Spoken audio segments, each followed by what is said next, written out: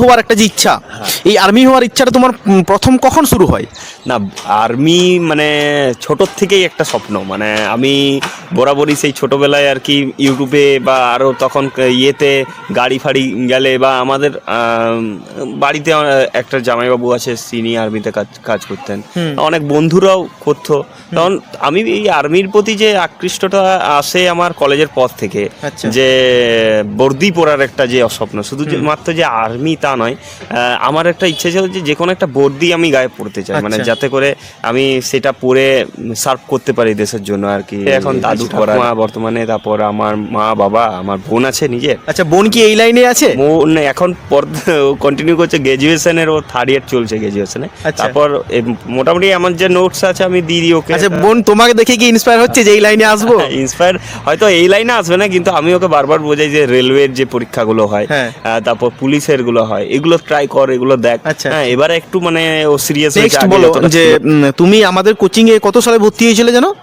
আমরা হয়েছি তাও এটা 2026। আচ্ছা, তোমরাই তো আমাদের ফার্স্ট ব্যাচ ছিলে না? ব্যাচ, আমরা ফার্স্ট ব্যাচ না, 2024 সাল সেই ইয়েতে হতো, ক্লাবে হতো, হ্যাঁ ওইখানে যখন হতো। আচ্ছা, মানে 2024 সাল আর কি। আচ্ছা, বা 2024 থেকে। আচ্ছা, কোচিং এ একটা জিনিস করা হতো, ওই টেলিগ্রামে ডেইলি টার্গেট দিতাম সকালে, আর সেটা থেকে এমসিকিউ দিতাম। এটা থেকে তোমার কি প্রফিট হয়েছিল? বিশাল, ওইটা বিশাল কাজ হয়েছে, ওইটা ছেলেদের মনে একটা বিশাল প্রভাব ফেলবে। ওই যে ডেইলি টার্গেট। হ্যাঁ, আচ্ছা, এবার বলো যে এই পড়াতেন, আমি তো সত্যি ম্যাডামের কাছে কৃতজ্ঞ থাকবো।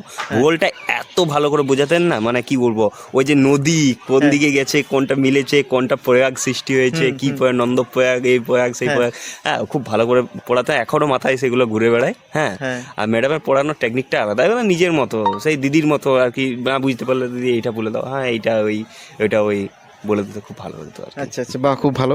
আচ্ছা, নেক্সট সবাই একটা প্রশ্ন আমার করেছে, ইতিহাস আর সংবিধান, এইটা কিভাবে রেডি করেছিলে? সংবিধান তো দাদা তোমার পুরো একদম ফুল প্যাকেজ যাকে বলে। তো সংবিধানটা ভালো রেডি হয়েছিল তোমার? ছিল। আর সংবিধান তো সেই যে চ্যাপ্টার দিয়েছিলে, যে প্রত্যেকটা ধারা, হ্যাঁ প্রত্যেকটা ধারার আমি একটা পিডিএফ দিয়েছিলাম।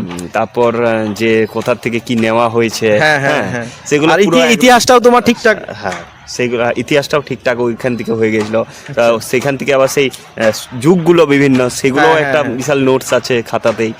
তো এগুলো সহজ পাঠ আমার কাছে সত্যি বিশাল একটা চিরকৃতজ্ঞ ওই ক্ষেত্রে, মানে ইতিহাস, সংবিধান, ভূগোল, হ্যাঁ নোটসের ক্ষেত্রে যে বাঁধিয়ে। এবার আমি যদি নিয়ে করতাম হয়তো আমার টাইম লাগতো, এই দিক থেকে নিয়ে অনেক কিছু বাদও চলে যেত, কিন্তু তুমি যেটা দিয়েছো মানে সেটার থেকে মানে বাইরে পড়বে এরকম আশা করা যায় না। আচ্ছা।